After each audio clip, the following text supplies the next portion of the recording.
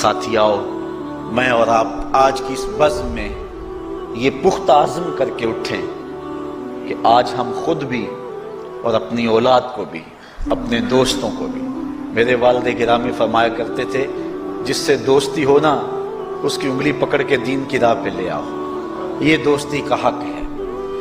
اس کے لیے آپ بہت کچھ کرتے ہیں لیکن اگر اس کو دین نہیں دیا تو کچھ بھی نہیں دیا۔ کوشش کرو میرا دوست ہو اور جہنم میں جائے۔ والدین بچے کے مستقبل کے لیے کتنی کوشش کرتے ہیں، لاکھوں روپیہ لگاتے ہیں مستقبل ٹھیک ہو جائے، کرتے ہیں کہ نہیں کرتے؟ یونیورسٹیوں کے اندر کالجوں کے اندر کتنی بھاری فیسیں بھرتے ہیں، کیوں اتنا کچھ کیوں کر رہے ہو؟ میں نے دیکھا بوڑھا باپ اپنی کمر پہ بوریاں لاد کے مزدوری کرتا ہے، مائیں اپنا زیور بیچ رہی ہیں کہ اولاد پڑ جائے۔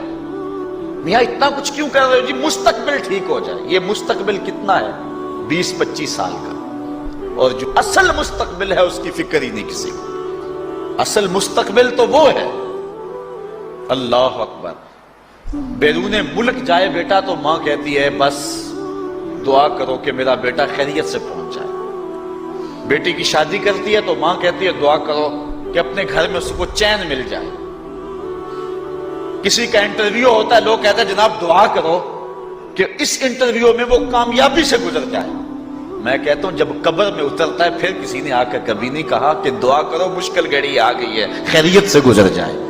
اصل امتحان تو یہ ہے، اگر اس امتحان سے گزر گیا تو کامیابی اور بامرادی۔ یہ تھوڑا سا مستقبل دنیا کا، اس کے لیے ہم کتنے پیسے لگا دیتے ہیں۔ سب کچھ اولاد کو آتا ہے، ہر شے فر پڑھتے اور بولتے ہیں، دعائے قنوت بھی نہیں آتی ہوتی۔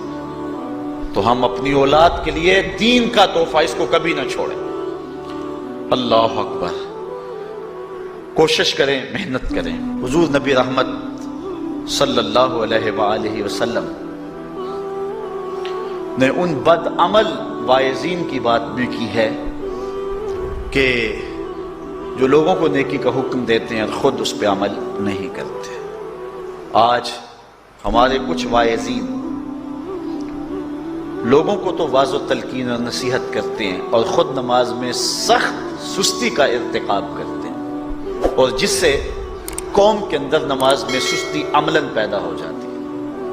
کوئی عرس کی تقریب ہو، کوئی محفل نعت ہو، کوئی جلسہ ہو، کوئی شادی کی تقریب ہو، نماز کے وقت کا پورا خیال رکھا کریں اور اس بات کا لحاظ رکھا کریں۔ بلکہ ہمارے ہاں ایک عجیب سا فیشن ہے اور عجیب سی بات ہے، میں بڑا حیران ہوا کرتا ہوں کہ عشاء کے بعد جب جلسے ہوتے ہیں نا ہمارے مساجد کے اندر، تو مغرب سے اعلان شروع ہو جاتا ہے آج رات فلاں صاحب خطاب فرمائیں گے، اور پھر جب نماز عشاء ہوتی ہے تو ہمارا نقیب محفل کھولتا ہے لاؤڈ سپیکر اور وہ اعلان کرتا ہے حضرات جماعت ہو چکی ہے، اب مسجد میں آ جائیں۔ یعنی یہ نماز کو ہلکا کرنے والی بات ہے۔ انہوں کو کہا جا رہا ہے کہ بلکہ بعض تو کہہ دیتے ہیں جس کا تمہیں ڈر تھا وہ گزر گئی ہے، اب آ جاؤ، کیا لینا ہے جلسے میں آ کر اگر نماز ہی نہیں پڑھنی ہے تو۔ ممبر و محراب کے جو ذمہ دار ہیں ان سے جو ہے وہ عجیب و غریب قسم کی جو ہے وہ حرکات سکنات سرزد ہو رہی ہیں۔ یہ جو جہل نقیبوں کا ایک غول آ گیا نا، یہ بھی ایک بہت بڑی مصیبت ہے۔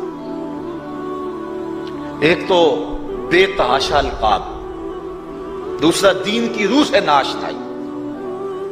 وہ کسی نے کہا تھا نا کہ پہلے حضرت غوث پاک ولی بناتے تھے، چور سے کتب بناتے تھے، آج کل ہم بناتے ہیں۔ کہا تم کیسے؟ کہا ہمیں پتہ ہوتا ہے یہ چور بیٹھا ہوا ہے، کہتے ہیں غوث زماں اور کتب دوران۔ بے تحاشا اور بے تکا انداز، اور پھر دین کی روح سے یہ ناشنائی کہ باقاعدہ اعلان ہوتا ہے جناب جماعت ہو چکی اب تو آ جاؤ۔ تو کیا کرتا ہے ساری رات جاگ کے اگر عشاء کی نماز ہی نہیں پڑھی تو نماز کو ہلکا کیا گیا ہے۔ اسی طرح جلسہ لمبا ہو رہا ہے اور نماز کا وقت سکڑ رہا ہے۔ ان چیزوں کا التزام کرنا ہے، ہم نے کوشش کرنی ہے۔ اور یہ بھی ایک مصیبت ہے کہ دربار بڑا اونچا ہے اور مسجد کے اندر جانوروں کی بینٹیں پڑی ہوئی ہیں۔ حیثیت تو مسجد کی ہے، دربار کی تو ثانوی حیثیت ہے۔ دربار پہ 3 کروڑ روپیہ لگا ہوا ہے اور مسجد میں چٹائیاں بھی موجود نہیں۔ اپنے بھی خفا مجھ سے ہیں بیگانے بھی ناخوش، کہ زہر حلال کو کبھی کہہ نہ سکا کند، بات وہی کہتا ہوں سمجھتا ہوں جسے حق، میں ابلہ مسجد ہوں نہ تہذیب کا فرزند۔